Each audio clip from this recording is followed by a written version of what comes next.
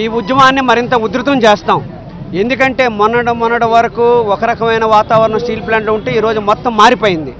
ఎవరైతే ప్రభుత్వ రంగ సంస్థలు పనిచేస్తున్నారో వాళ్ళకి భరోసా లేని స్థితి వచ్చేసింది. కాంట్రాక్ట్ లేబర్ ఎవరైతే ఉన్నారో 4000 మందిని తొలగిస్తున్నట్టు కేంద్ర ప్రభుత్వం తీసుకొచ్చింది. దాదాపు వాళ్ళు మళ్ళీ వెనక్కి తీసుకొని ఈరోజు గేట్ పాసులు ఇవ్వకుండా రోడ్డు బయట పెట్టేశారు. ఇది పచ్చి దుర్మార్గమైంది. గత ఎన్నికల సందర్భంగా 20 లక్షల మందికి ఉపాధి అవకాశాలు ఆంధ్ర రాష్ట్రంలో కల్పిస్తామని చంద్రబాబు నాయుడు గారు ప్రకటించారు. ఈరోజు వచ్చేసరికి ఉన్న ఉపాధి అవకాశాలన్నీ తొలగించే కార్యక్రమం చేస్తే ఎవరు ఊరుకుంటారు? వాళ్ళు అడుగుతుంది ఏంటి? శైలిలో కలపాలి, సొంత గనులు ఇవ్వాలి, అట్లాగే వర్కింగ్ క్యాపిటల్ 15,000 కోట్లు ఉందో అది ఇవ్వమని అడుగుతున్నారు. ఇది న్యాయమైనది. బీహార్ ముఖ్యమంత్రి గారు ఒత్తిడి తీసుకొచ్చి కేంద్ర ప్రభుత్వమే తీసుకొస్తా ఉన్నారు. ఈరోజు వచ్చేసరికి దాని భిన్నమైన వ్యవహారం ఆంధ్ర రాష్ట్రంలో జరుగుతుంది. కాబట్టి పెద్ద ఎత్తున ఉద్యమం నిర్వహించడానికి ఈరోజు దీక్షలు నిర్వహిస్తామని ఈ సందర్భంగా తెలియజేస్తా ఉన్నాం. సార్ చెప్పండి సార్, మీరు ఎన్ని పోరాటాలు చేస్తున్నప్పటికీ కూడా కేంద్ర ప్రభుత్వం ప్రైవేటు దిశగానే అడుగులు వేస్తుంది. దీన్ని ఏ విధంగా అడ్డుకుంటారు? కేంద్ర ప్రభుత్వం యొక్క స్టీల్ ప్లాంట్నే కాదు, మొత్తం భారతదేశంలో ఉన్నటువంటి ప్రభుత్వ రంగ సంస్థలన్నీ దఫాలుగా అమ్మేయాలనే ప్రయత్నం చేస్తుంది. నరేంద్ర మోడీ గారికి గత ప్రభుత్వంలో ఉన్నటువంటి మెజారిటీ ఇవాళ లేదు. అందుకనే ఈ రాష్ట్రానికి ఒక ప్రత్యేకమైన పరిస్థితి, దేశానికి ఒక ప్రత్యేక పరిస్థితి ఉంది. ఈ రాష్ట్రంలో గత ఎన్నికల్లో కూటమి ప్రభుత్వం చంద్రబాబు నాయుడు గారు, పవన్ కళ్యాణ్ గారు హామీ ఇచ్చారు స్టీల్ ప్లాంట్ పరిరక్షిస్తామని.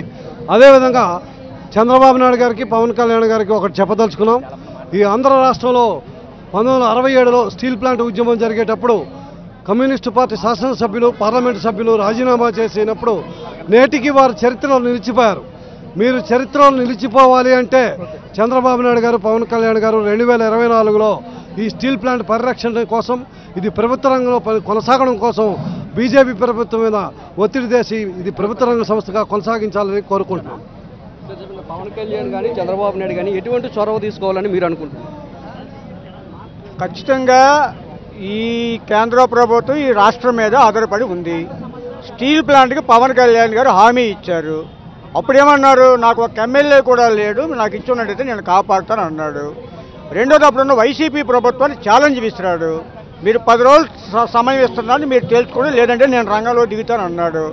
ఆయన రంగంలో దిగడానికి అధికారం ఇచ్చింది ప్రజలు. ఈ అధికారాన్ని ఉపయోగించి కేంద్ర ప్రభుత్వం మెడలు ఉంచి అవసరమైతే ఇంతకుముందు పవన్ కళ్యాణ్ మీకు గుర్తుందో లేదో అమరావతి విషయంలో, ప్రత్యేక హోదా విషయంలో పాచిపోయిన లడ్డూ ఇస్తారని చెప్పి బయటకు వచ్చాడు ఆయన. ఆ చరిత్ర పవన్ కళ్యాణ్కి ఉంది. కాబట్టి అదే దూకుడులో ఇవాళ స్టీల్ ప్లాంట్ కాపాడకపోతే మేము కేంద్రం నుంచి బయటకు వస్తామని చెప్పి అల్టిమేటం ఇస్తేనే ఈ రాష్ట్రంలో ఆయన మనగలుగుతాడు, లేకపోతే ఆయనకి బతుకులేదు.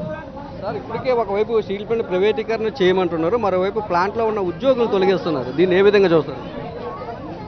ఇది పొమ్మనుకుంటా పొగపెట్టడం అంటారు కదా, ఆ విధంగా ప్రైవేటీకరణ దిశగా బీజేపీ ప్రభుత్వం, దాంతో ఉన్న కూటమి ప్రభుత్వం, తెలుగుదేశం జనసేన ప్రభుత్వం ప్లాంట్ను కాపాడుతున్నాం అని చెప్తూనే 4000 మంది కుటుంబాలని ఈవేళ రోడ్డు మీద పడుతున్నాడు. 4000 మంది కుటుంబాలంటే 20,000 మందికి ఈవేళ రోడ్డు మీద తెచ్చుకో పరిస్థితి ఈవేళ కూటమి ప్రభుత్వం తెస్తుంది. అంటే ప్రైవేటీకరణ చెయ్యం, ప్రైవేటీకరణ ఆపుతామని చెబుతూనే 20,000 మంది కుటుంబాలని ఇవాళ రోడ్డు మీద తీసుకొచ్చే పరిస్థితి ఇవాళ కూటమి ప్రభుత్వం తెస్తుంది. కాబట్టి ఈరోజు మహాత్మా గాంధీ సిద్ధాంత ప్రకారం సామరస్యంగా ఇవాళ గాంధీ జయంతి సందర్భంగా ప్రజా సంఘాలు, కార్మిక సంఘాలు అన్నీ కూడా రిలే నిరాధ్యక్ష శాంతియుతంగా చేస్తున్నామని చెప్పి తెలియజేస్తూ ఉన్నాం.